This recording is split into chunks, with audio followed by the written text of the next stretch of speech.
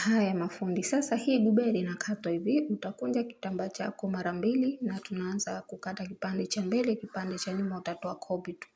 Baada hapo utapima nusu inchi juu kwa ajili ya kuunganisha kipande cha mbele na nyuma. Na baada ya kumaliza hapo utakachokifanya utapima urefu ambao urefu ni inchi 58 na kwa upande wa upana ni inchi 15. Ukikunja ni inchi 30. Ukikunja mara mbili inakuwa inchi 60. Baada hapo utapima upana wa mkono. Upana wa mkono inategemea na mwenyewe, lakini kwa hapa tutapima inchi 6. Na baada ya kumaliza hapo utakuja kwenye shingo. Na kwa sababu hii shingo haina zipu, tutapima kipande cha mbele upana inchi 3 na kwa upande wa urefu tutapima urefu inchi 4. Baada hapo utatoa shape ya shingo kwa design ambayo unapenda mwenyewe. Baada ya kumaliza utapima bega inchi 8, lakini inategemea na vipimo vyako. Na baada ya kupima bega utakuja moja kwa moja hadi kwenye hafu yako urefu wa hafu yako ambao kwa hapa tutapima inchi 16.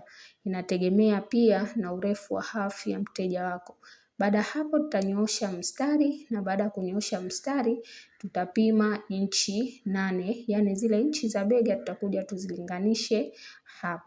Baada ya kumaliza hapo utakachokifanya utafanya kama hivi. Hapo kwenye inchi 8 utagawanya mara mbili. Hiyo inchi 8 utaigawa mara mbili ambayo itakupa inchi 4. Kwa utanyoosha mstari kwenye hiyo inchi 8 utanyoosha mstari hadi mwisho wa guberi yako na baada hapo ndo utakuja utaigawa mara mbili. Kwa ukigawa mara mbili inchi 8 utapata inchi 4. Sawa? Ukigawa utapata inchi 4. Kwa hiyo hapo utakuja utapima inchi 4 kama hivi. Utapima inchi 4 na inchi 4 hizo utakwenda nazo hadi mwisho wa kipande chako. Kwa utakwenda utapima hadi mwisho wa kipande chako.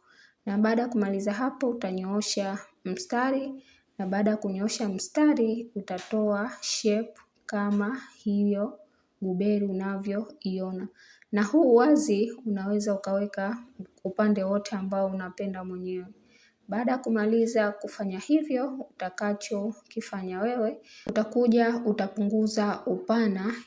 Sawa, utapunguza kwa inchi 2 na hizi inchi 2 ambazo umepunguza utakwenda nazo hadi mwisho wa guberi yako na baada hapo utanyoosha mstari.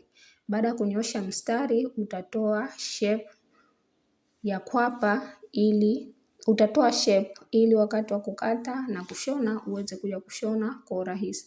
Kwa shingo ya nyuma utapima inchi 3 kwa inchi 2 na utatoa kama hivyo na baada ya kumaliza hapo utakuwa umemaliza kupima guberi yako, kwa hiyo utakata.